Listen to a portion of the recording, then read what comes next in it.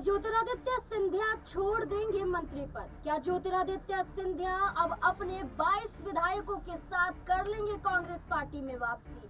क्या ज्योतिरादित्य सिंधिया का ही नहीं बल्कि उनके विधायकों का अपमान भारतीय जनता पार्टी में हो रहा है? क्या भारतीय जनता पार्टी कांग्रेस पार्टी से आए विधायकों को स्वीकार नहीं कर रही है? क्या भारतीय जनता पार्टी कांग्रेस पार्टी से आए हुए विधायकों के साथ बड़ा खिलवाड़ कर रही है? क्या एक बड़ी मीटिंग होगी? क्या ज्योतिरादित्य सिंधिया से मुलाकात करते हुए नजर आएंगे विधायक? क्या मध्य प्रदेश में मोहन सरकार पर खतरा मंडराएगा?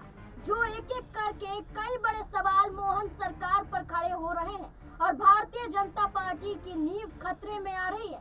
इसकी सबसे बड़ी वजह है कि ज्योतिरादित्य सिंधिया को अभी तक बीजेपी में स्वीकारा नहीं जा रहा है। तभी तो ज्योतिरादित्य सिंधिया को मुख्यमंत्री पद भी मोहताज नहीं हुआ है, बल्कि ज्योतिरादित्य सिंधिया को तो मध्य प्रदेश से ही निकाल दिया जाता है, सीधा केंद्र में भेज दिया जाता है। इसके बाद ज्योतिरादित्य सिंधिया पर एक एक करके कई आरोप बीजेपी के जरिए लगाए जाते हैं। एक और आरोप बीजेपी के जरिए ज्योतिरादित्य सिंधिया पर लग रहा है, ज्योतिरादित्य सिंधिया के समर्थक विधायकों पर लग रहा है। कहा जा रहा है कि बीजेपी को तोड़ने का काम यही विधायक कर रहे हैं। एक जंग देखने को मिल रही है भारतीय जनता पार्टी के दो नेताओं के बीच में, जो एक शिवराज सिंह चौहान के कट्टर समर्थक माने जाते हैं तो एक ज्योतिरादित्य सिंधिया के कट्टर समर्थकों में से एक है। इन दोनों के बीच में जुबानी जंग देखने को मिल रही है और यही जुबानी जंग एक बड़े आयाम को अंजाम दे सकती है कि मोहन सरकार अपना 5 साल का कार्यकाल पूरा कर भी पाएगी या फिर नहीं। कई सवाल हैं, कई सवालों के जवाब लेंगे। मेरे साथ मेरे वरिष्ठ सहयोगी अमन सर जुड़ चुके हैं। सर, आपका पहले बहुत बहुत स्वागत है। अमन सर, यहाँ पर एक बड़ा मुद्दा सामने आया है। ज्योतिरादित्य सिंधिया के खास हैं समर्थक विधायक हैं यहाँ पर गोविंद सिंह राजपूत, जो मोहन सरकार में मंत्री भी हैं, और वहीं शिवराज सिंह चौहान के करीबी भूपेंद्र सिंह हैं। शिवराज सिंह चौहान के जो करीबी पूर्व मंत्री भूपेंद्र सिंह हैं, उन्होंने गोविंद सिंह राजपूत पर गंभीर आरोप लगाया है। उन्होंने ये कहा है कि बीजेपी में एक ऐसा मंत्री बैठा हुआ है जो बीजेपी के कार्यकर्ताओं को प्रताड़ित कर रहा है। जब कांग्रेस पार्टी में था तब भी किया जा रहा था, बीजेपी में है तब भी किया जा रहा है। कोई गारंटी नहीं है कि ये लोग कब भारतीय जनता पार्टी को तोड़कर छोड़कर चले जाएं। क्या कहेंगे इस मुद्दे को लेकर? देखिए, बिल्कुल जिस तरह से लगातार ये जो खाई है बढ़ती चली जा रही है, वो अपने आप में बताती है कि जो विश्वास है अब वो खत्म होता हुआ दिखाई पड़ रहा है। और जिस तरह के आरोप गोविंद सिंह राजपूत पे लगाए जा रहे हैं, जो कांग्रेस छोड़कर बीजेपी में शामिल होते हैं, और उनको अब ये कहा जाता है कि वो अंदर ही अंदर कह सकते हैं दीमक की तरह, या किसी भी आप उसमें ले लीजिए कि बीजेपी को खोखला करते हुए नजर आ रहे हैं या बीजेपी को तोड़ता हुआ नजर आ रहे हैं। ये अपने आप में नाज़मीन बहुत गंभीर संगीन बयान है। और इस तरह के बयान सुनकर भी क्या सिंधिया चुप बैठेंगे? क्योंकि ये सब विधायक है, ये सब नेता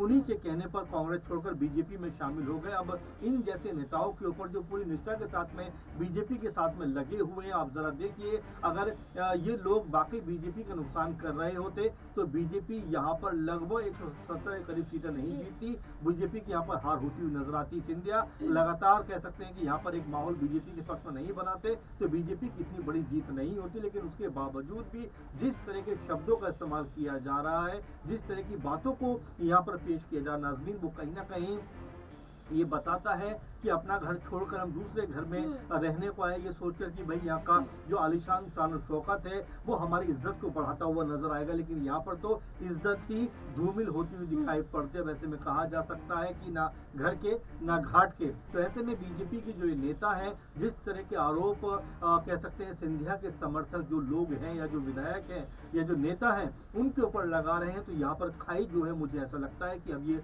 और ज्यादा चौड़ी होती हुई नजर आएगी और ज्यादा गंभीर जो कह सकते हैं सवाल जवाब यहाँ पर निकलकर सामने आएंगे। क्योंकि ये कोई छोटा मोटा बयान नहीं नाज़मीन की, यहाँ पर जिस तरह से उनकी नीयत पर सवाल उठाया गया है, जिस तरह से उनके व्यवहार को लेकर बात कही गई है और जिस तरह से कहा गया है कि ये लोग बीजेपी को अंदर ही अंदर खोखला कर रहे हैं, खराब कर रहे हैं, खत्म कर रहे हैं और कहीं ना कहीं तोड़ने का काम कर रहे हैं। तो अपने आप में ये जो बयान है बेहद संगीन हो जाता है, बेहद गंभीर हो जाता है। और साथ में क्या अब सिंधिया की तरफ से इसको लेकर कोई जवाब मांगा जाएगा, क्योंकि लगातार हम ये भी देख रहे हैं कि सिंधिया को लेकर एक ऐसा माहौल बनाया जा रहा है कि भाई सिंधिया के आने से बीजेपी को कोई बहुत अधिक फायदा नहीं हुआ है। आप जरा देखिए, सिंधिया जब से बीजेपी के अंदर आए हैं तब से बीजेपी को कहीं ना कहीं प्लस होते हुए देखा जा रहा है। आप देखिए जिस लोकसभा चुनाव के अंदर 29 सीटें कह सकते हैं बीजेपी यहाँ पर जीतती हुई नजर आती है। विधानसभा चुनाव में ये मान के चला जा रहा था कि बीजेपी के लिए कोई स्कोप नहीं बचा है। यहाँ तक कि जो कट्टर समर्थक थे बीजेपी के,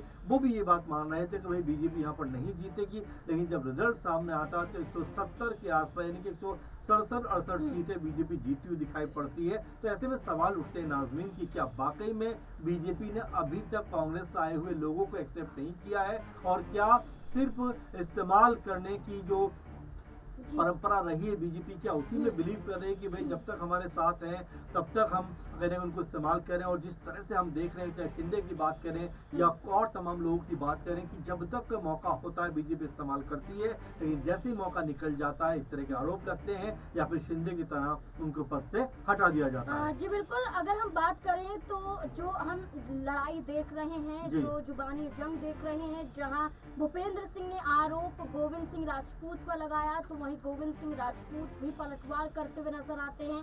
वो ये कहते हैं कि मैं जब कांग्रेस पार्टी में था तब भी मैंने विधानसभा का चुनाव जीता, जब मैं बीजेपी में आया तो मैंने बीजेपी को विधानसभा की सीट जिता कर दी।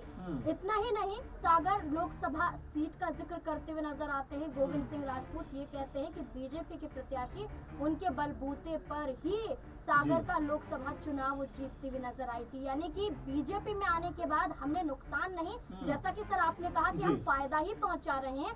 बीजेपी आगे बढ़ी है ज्योतिरादित्य सिंधिया और उनके समर्थक विधायकों के बलबूते पर, लेकिन जिस तरीके से अपमान किया जा रहा है, तो ऐसा आपको नहीं लगता कि सिंधिया कब तक अपमान सहते रहेंगे? देखिए बिल्कुल सही बात है, कब तक अपमान सहेंगे। और जिस तरह से उनकी वफा या उनकी बेवफाई को लेकर बातें कही जा रही है और लगातार जिस तरह से उनकी नीयत के ऊपर सवाल खड़े किए जा रहे हैं नाज़रीन, तो जाहिर बात है कि यहाँ पर सिंधिया भी अब कोई ना कोई बड़ा पलटवार कर सकते हैं। क्योंकि सिंधिया का जो कद है या जो कह सकते हैं मध्य प्रदेश में जो राजनीतिक उनकी हैसियत है बहुत आला दर्जे की रही है। कांग्रेस पार्टी में जब तक थे तब तक नंबर 1 नंबर 2 के नेताओं में उनको गिना जाता था कि भाई कमलनाथ के बाद अगर कोई मध्य प्रदेश के अंदर कांग्रेस पार्टी का लीडर है तो वो ज्योतिरादित्य सिंधिया है। लेकिन जरा बीजेपी में आप देखिए, सिंधिया का नंबर तो 8वें 9वें नंबर के बाद भी शायद आए तो बड़ी गनीमत की बात है। लेकिन फिलहाल देखा जाए तो सिंधिया की गिनती कहीं भी नहीं होती है। और ये जो लगातार देखने को मिल रहा है कि बीजेपी के लोग एक तरीके से एक ऐसा आरोप लगा रहे हैं जिसको हम गद्दारी का आरोप भी कह सकते हैं, जिसको हम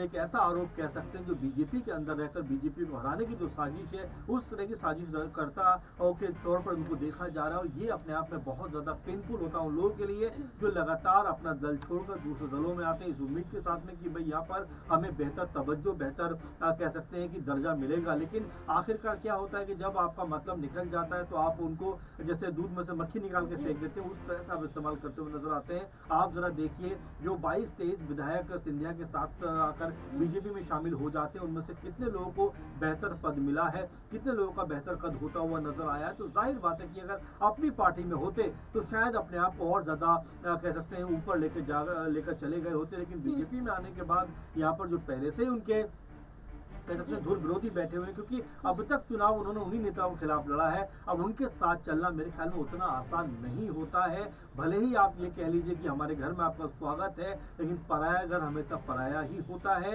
और अपने में जो कंफर्टेबिलिटी होती है वो कभी दूसरे घर में नहीं आ सकती। यही हाल आप देखिए सिंधिया को लेकर भी देखा जा रहा है कि जिस तरह से उनके चेहरे पर जो एक शिकन सी रहती है, एक तनाव सा रहता है, वो ये बताता है कि बीजेपी में भले ही वो है तो, लेकिन बीजेपी में होकर भी खुश नहीं है। आप देखिए लगातार उनके खिलाफ जो बयानबाजी हुई और जिस तरह से उन्होंने भी पलटवार किया, ये बताने का प्रयास किया कि यहाँ पर उनको अगर तवज्जो नहीं मिलेगी तो उनके लिए उनकी जो पार्टी है या जो जिस पार्टी को वो छोड़ कर आए हैं, जिस पार्टी को उन्होंने अपना पूरा जीवन दिया राजनीति का, वो वापस वहां पर जा सकते हैं। और यही बात है कि मोहन यादव मजबूरी में फिर उनके पास में जाते हैं, बातचीत करते हैं कि भाई हमारा आपका तालमेल है, बेहतर रहेगा, आगे बढ़ेंगे। लेकिन जिस तरह की तवज्जो और जिस तरह की कह सकते हैं कि जो उनको सम्मान मान मिलना चाहिए वो मिलता हुआ दिखाई नहीं पड़ रहा है। और लगातार जब इस तरह के बयान सामने आएंगे और जिसमें कांग्रेसी नेता जो कांग्रेस छोड़कर बीजेपी में शामिल हो गए, उनकी मंशाओं पर अगर सवाल उठेंगे तो जाहिर बात है कि